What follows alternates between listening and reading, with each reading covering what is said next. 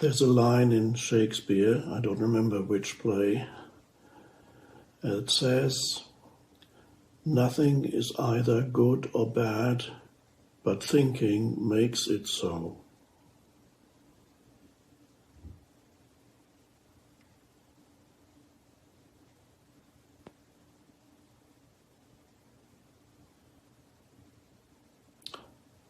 There's a very important lesson here.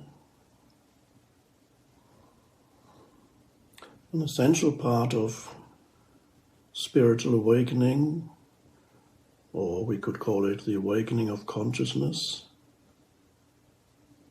is to learn to become aware of the difference between the situation that you find yourself in and what your mind says about the situation that you find yourself in, particularly challenging situations. Many of you at this time are perhaps confined to a small space, perhaps a small apartment,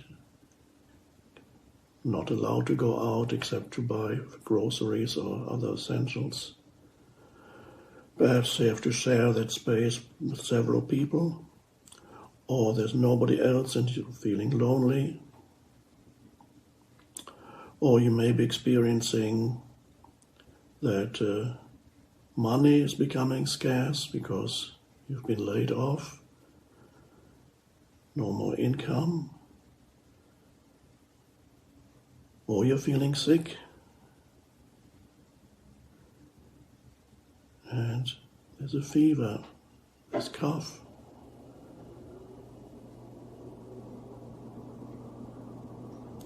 Now, all these things that many of you are experiencing now would conventionally, normally be called bad. And yes, I suppose on a conventional level they are not pleasant,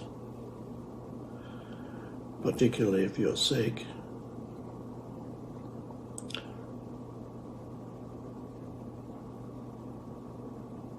So what does it mean? What does Shakespeare mean when he says nothing is either good or bad, but thinking makes it so? So your very essential spiritual lesson is to be able to differentiate between a situation that you are experiencing and your mental commentary about the situation that you're experiencing, the thoughts that you have concerning the situation that you're experiencing. Now, for most people, anybody who's not sufficiently aware, for most people, whatever they experience and the mental commentary that they have about their experience are a single phenomenon. They cannot separate them. So, let's say you are cooped up in a small space, have been there for already a week or 2 weeks, and you're thinking about how much longer and you can't stand it anymore. This is just too awful. And the self-talk continues, and it's telling you how awful and unacceptable this situation is, and this self-talk may generate self-pity, it may generate anger, it may generate depression, and it certainly will generate fear, because a lot of the self-talk is about how bad it's not just how bad it is now, but how bad it's going to be. It's going to be worse. That's what the mind is often saying. And then when the mind is saying that it's going to get worse, then basically for you it is already worse, and it gets worse and worse.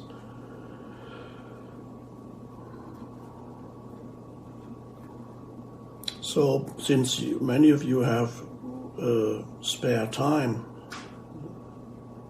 these days, I suggest experimenting a little bit and becoming aware of the difference between the situation you find yourself in and the mental commentary about the situation.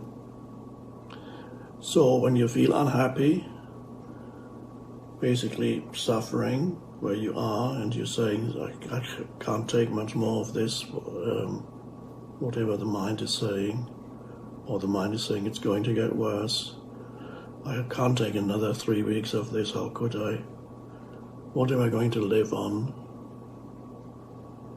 And so on. So the commentary concerns certain things that are happening now. It may concern certain things in the so-called future. So you become aware of the self-talk. Basically, most humans talk to themselves a lot. Or you may also be talking to others. If you share space with other people, then this self-talk becomes the dialogue that you have with others. And as an experiment, I would suggest that you ask yourself, how would I experience this situation if I did not add any unnecessary thought to it? How would I experience this moment, the situation that I'm finding myself in, without the addition of an interpretation of the mind? I sometimes call that, in most cases, this addition, this interpretation, in many, many cases it's negative.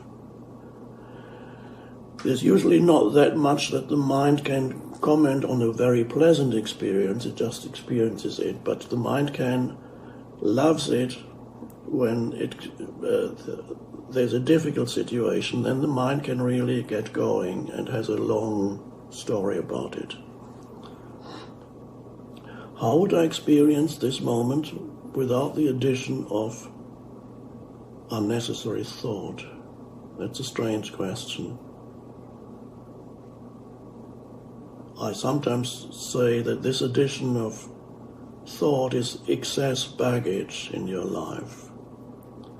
And many humans don't realize that they are making themselves unhappy for years and years, and sometimes a whole lifetime, because they never learn to differentiate between situations they find themselves in and that which the mind adds to the situation. So they experience the situation through the narrative of the mind.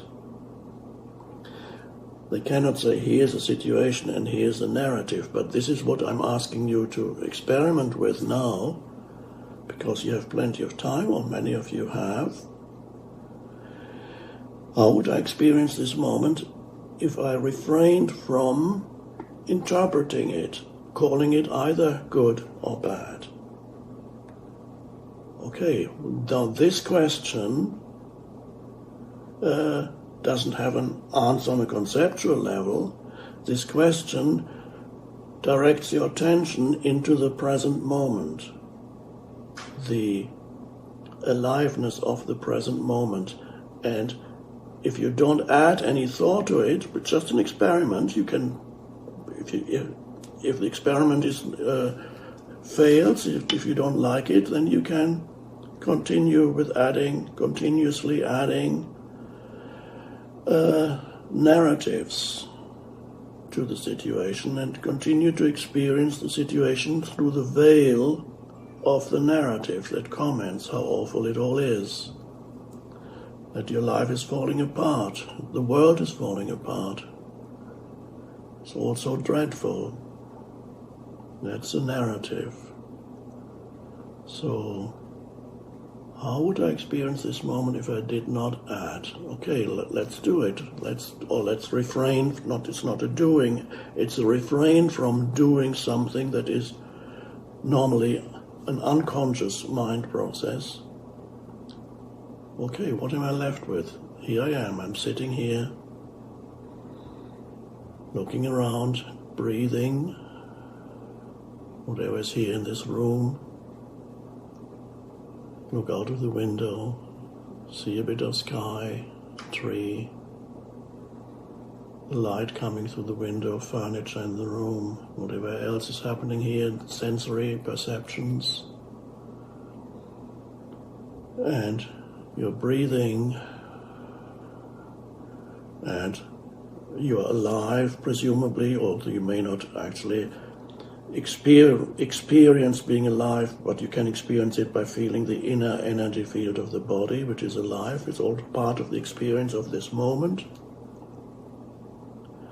And there you are, sitting there, and you have dropped the narrative. And all you're left with is the bare isness, beingness or isness of this moment. That's interesting. You may suddenly feel a kind of weight lifting of your shoulders, the weight that you habitually probably carry, which is the weight of, this is why I call it excess baggage. It is the weight of unconscious thinking, reactive thinking, the mind creating unhappy narratives.